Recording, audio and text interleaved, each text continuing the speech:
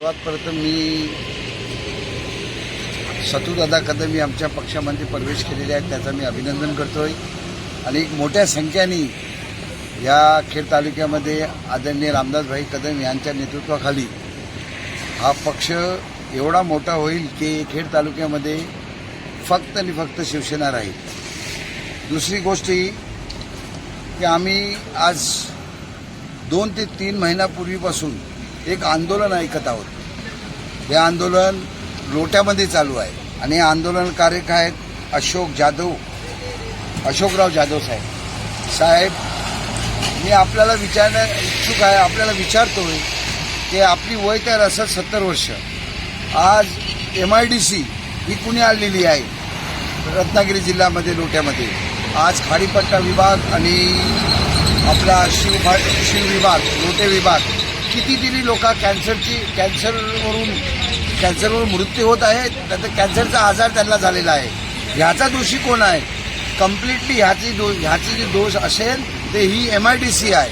परंतु MIDCमध्ये आज राजनीतिक मोठे कॉन्ट्रॅक्ट आहेत, त्यापासून कोणी आवाज उठवत नाही यामध्ये। आणि आज एक लक्ष्मी ऑर्गॅनिक एक कंपनी आलेली आहे, तिच्या पाठीशी तिच्या विरोधात आपण एक आंदोलन छेडलं आहे। परंतु जर एवढ्या मोठ्या प्रमाणात कॅन्सरचा आजार आज या खेड तालुक्यामध्ये होत आहे, तर किती कंपन्यांच्या विरोधात आपण आंदोलन छेडलं आहे अशोकराव, हे आम्हाला सांगा।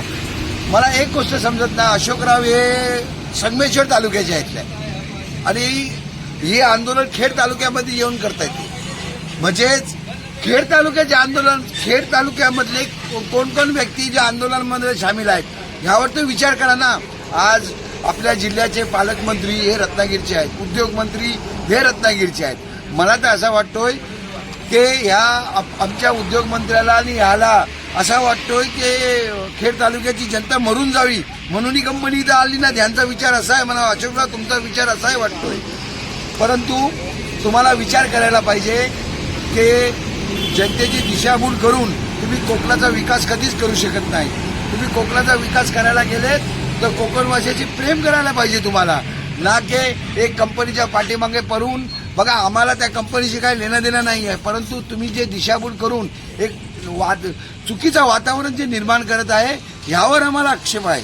आता आपल्याला एक बात मी सांगू इच्छितो की काँग्रेसची अध्यक्षा लक्ष्मी घाट मॅडम ही आंदोलनामध्ये सामील होत आहे। काही दिवसापूर्वी त्यांचे महाराष्ट्र प्रदेशचे अध्यक्षाला पण त्यांनी आणली होती। अतिशय दुर्भाग्यपूर्ण आहे लक्ष्मी मॅडम, तुम्हाला सांगू इच्छितो मॅडम की तुमच्या सरकारनेच इथे ह्या तालुक्यामध्ये MIDC आणून लोकाला मृत्यू करण्याचा प्रयास तुम्ही लोकांनी केलेला आहे।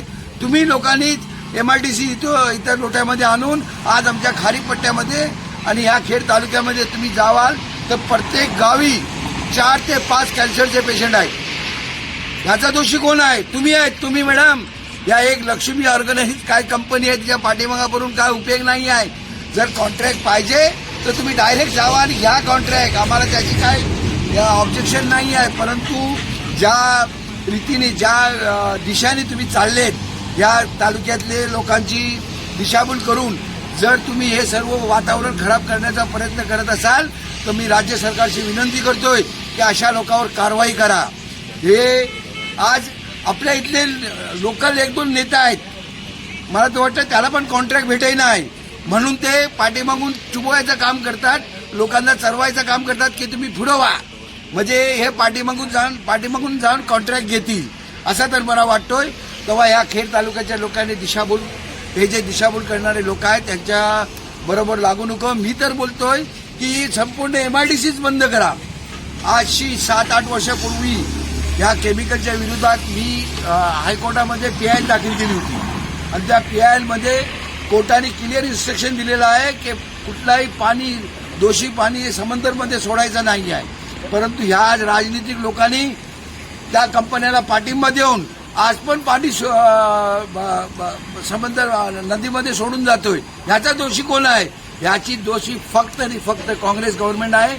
आता तुम्ही कुणाच्या तरी माथे मारण्याचा प्रयत्न करू नको आणि मी अशोकराव यांना विनंती करतोय की जर कोकणाचा तुम्ही विकास खरोखर तुम्ही कोकणाचा विकास जर करायला मागत असाल तर सर्वात पहिले या लोट्यामध्ये संपूर्ण MIDC बंद करण्याचा प्रयत्न करा.